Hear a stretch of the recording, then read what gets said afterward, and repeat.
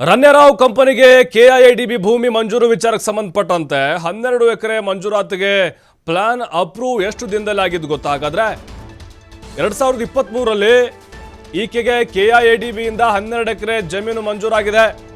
ಏನೋ steel company open ಮಾಡ್ತೀವಿ ಅಂತ ಅವರು ಅಪ್ಲಿಕೇಶನ್ ಹಾಕಿರ್ತಾರೆ. ಭೂಮಿ ಮಂಜೂರಾತಿ ಬಗ್ಗೆ TV5 ಕನ್ನಡದಲ್ಲಿದೆ ಎಕ್ಸ್ಕ್ಲೂಸಿವ್ ಆದಂತಹ ರಿಪೋರ್ಟ್. ಕೇವಲ 45 ದಿನಗಳಲ್ಲೇ 12 ಎಕರೆ ಭೂಮಿ ಮಂಜೂರಾಗಿದೆ.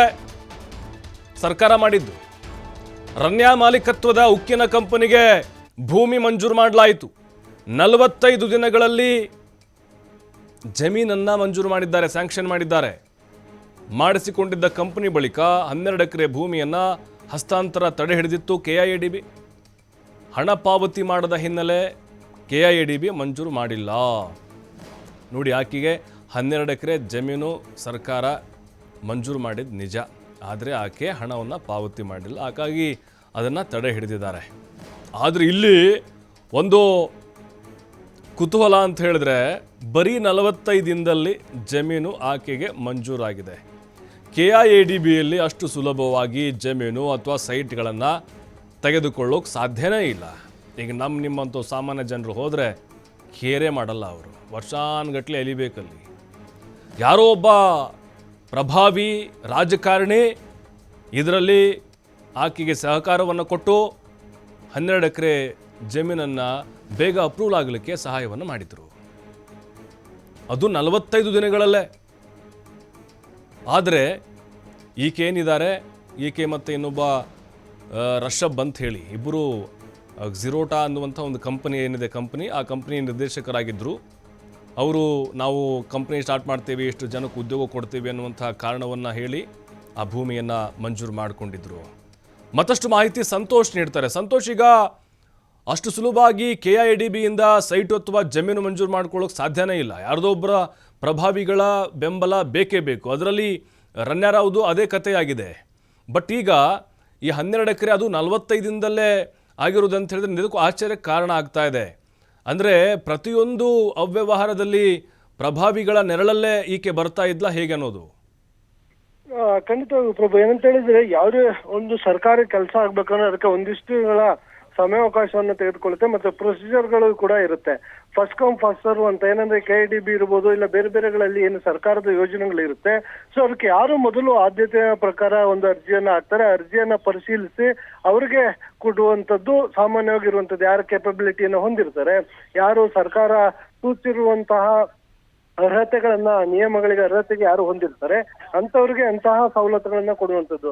ಕೆಐಎಡಿಬಿಯಲ್ಲಿ ಸಾಕಷ್ಟು ಜನ ಹಲವಾರು ವರ್ಷಗಳಿಂದನೂ ಕೂಡ ಒಂದು ಕೆಐಎಡಿಬಿಯಿಂದ ಜಮೀನನ್ನು ಪಡೆಯಲಿಕ್ಕೆ, ಇಂಡಸ್ಟ್ರಿಯನ್ನು ನಡೆಸಲಿಕ್ಕೆ ಮತ್ತು ಸೈಟ್ಗಳನ್ನ ಪಡೆಯಕ್ಕೆ ಕ್ಯೂನಲ್ಲಿ ಇರ್ತಾರೆ.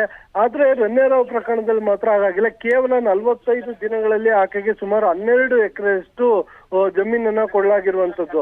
ಸೊ ಇದು ಎಲ್ರಿಗೂ ಕೂಡ ಒಂದು ಕಡೆ ಆಶ್ಚರ್ಯಕ್ಕೆ ಕಾರಣವಾಗಿರುವಂತದ್ದು. ಸಾಕಷ್ಟು ಜನ ಈ ರೀತಿಯಾಗಿ ಅಪ್ಲಿಕೇಶನ್ ಹಾಕೊಂಡಿದ್ದಾರೆ, ಬಟ್ ಅವ್ರು ಯಾರಿಗೂ ಕೂಡ ಆಗಿಲ್ಲ.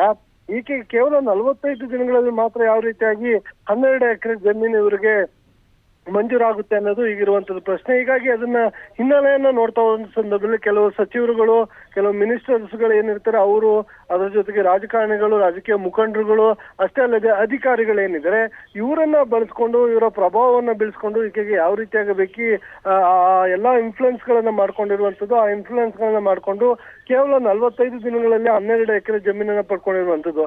ಆದ್ರೆ ಇದೀಗ ಅವರ ಅಧಿಕಾರಿಗಳಿರ್ಬೋದು, ಸಂಬಂಧಪಟ್ಟ ಸಚಿವರುಗಳಿರ್ಬೋದು, ಅವ್ರು ಹೇಳ್ತಾ ಇರುವಂತದ್ದು ಇದನ್ನ ನಾವೇನು ಕೂಡ ಮಾಡಿಲ್ಲ, ಅಧಿಕಾರಿಗಳು ಮಾಡಿರ್ತಾರೆ ಅಂತ ಹೇಳಿ ರಾಜಕಾರಣಿಗಳು ಒಂದ್ ಕಡೆಯಿಂದ ಇದರಿಂದ ಜಾರಿಕೊಳ್ಳುವಂತ ಕೆಲಸವನ್ನ ಮಾಡಿದ್ರೆ, ಅಧಿಕಾರಿಗಳು ಅವ್ರಿಗೆ ಅಪ್ಲಿಕೇಶನ್ ಹಾಕಿದ್ರು ನಾವು ಮಂಜೂರನ್ನ ಮಾಡ್ಕೊಟ್ಟಿದೀವಿ ಅನ್ನೋ ರೀತಿಯಲ್ಲಿ ಅವರು ಹಾರಿಕೆಯ ಉತ್ತರಗಳನ್ನ ಕೊಡ್ತಾ ಇರುವಂತದ್ದು.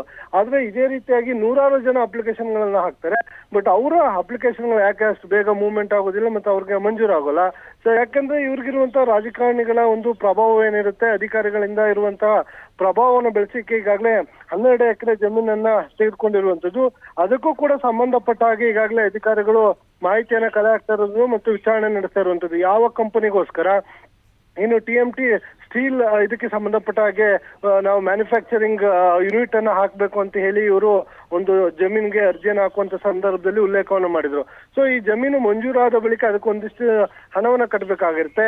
ಆ ಹಣವನ್ನ ಕಟ್ಟಿದಾರ ಇಲ್ವಾ ಅನ್ನೋದು ಒಂದು ಕಡೆ. ಹಣವನ್ನ ಕಟ್ಟಿದ್ರೆ ಸೊ ಅದರಲ್ಲಿ ಯೂನಿಟ್ ಅನ್ನ ಆರಂಭ ಆಗಿದೆಯಾ ಆಗಿಲ್ವಾ ಅನ್ನೋದನ್ನು ಕೂಡ ಇಲ್ಲಿ ನೋಡ್ಬೇಕಾಗತ್ತೆ. ಒಂದು ನಿಗದಿತ ಅವಧಿಯನ್ನ ಕೊಡ್ತಾರೆ. ಒಮ್ಮೆ ಜಮೀನು ಮಂಜೂರಾದ ಬಳಿಕ 1 ವರ್ಷ 2 ವರ್ಷ 3 ವರ್ಷದ ಒಳಗಡೆ ನೀವು ಈ ಜಮೀನಲ್ಲಿ ಏನನ್ನ ಮಾಡ್ತೀವಿ, ನೀವು ಯಾವ ಉದ್ದೇಶಕ್ಕಾಗಿ ಪಡೆದುಕೊಂಡಿರ್ತೀರೋ ಆ ಉದ್ದೇಶವನ್ನು ಈಡೇರಿಸಬೇಕು. ಈಗ TMT ಮ್ಯಾನುಫ್ಯಾಕ್ಚರಿಂಗ್ ಸ್ಟೀಲ್ ಇದನ್ನ ನಾವು ಮಾಡ್ತೀವಿ ಅಂತ ಇವ್ರು ಏನ್ ಹೇಳ್ತಾರೆ, ಅದು ಆಗ್ಲಿಲ್ಲ ಅಂತ ಹೇಳಿದ್ರೆ ನಿಗದಿತ ಸಮಯದ ನಂತರ ಅದನ್ನ ಡಿಸ್ಕ್ವಾಲಿಫೈ ಅನ್ನ ಮಾಡ್ಲಾಗುತ್ತೆ. ಸೊ ಆದ್ರೆ ಈಕೆ ಅವರ ಉದ್ದೇಶ ಏನಿತ್ತು, ಏನನ್ನ ಮ್ಯಾನುಫ್ಯಾಕ್ಚರ್ ಮಾಡ್ತೀವಿ ಅಂತ ಹಾಕೊಂಡಿದ್ರು, ಅದನ್ನ ಮ್ಯಾನುಫ್ಯಾಕ್ಚರಿಂಗ್ ಯೂನಿಟ್ ಅನ್ನ ಅಲ್ಲಿ ಸ್ಥಾಪನೆಯನ್ನ ಮಾಡಿದಾರಾ ಮಾಡಿಲ್ವೋ, ಇಲ್ಲ ಆ ರೀತಿಯಾಗಿ ಅಲ್ಲಿ ಒಂದು ಜಾಗನ ಇದೆಯೋ ಇಲ್ವೋ, ಆಕೆ ಒಂದು ಖಾಸಗಿ ಕಂಪನಿ ಹೆಸರಿನಲ್ಲಿ ಅಪ್ಲಿಕೇಶನ್ ಹಾಕಿರುವಂತದ್ದು, ಆ ಖಾಸಗಿ ಕಂಪನಿಗೆ ಇದೆಯಾ ಇಲ್ವಾ ಅನ್ನೋದು ಕೂಡ ಪ್ರಶ್ನೆ ಆಗುತ್ತೆ.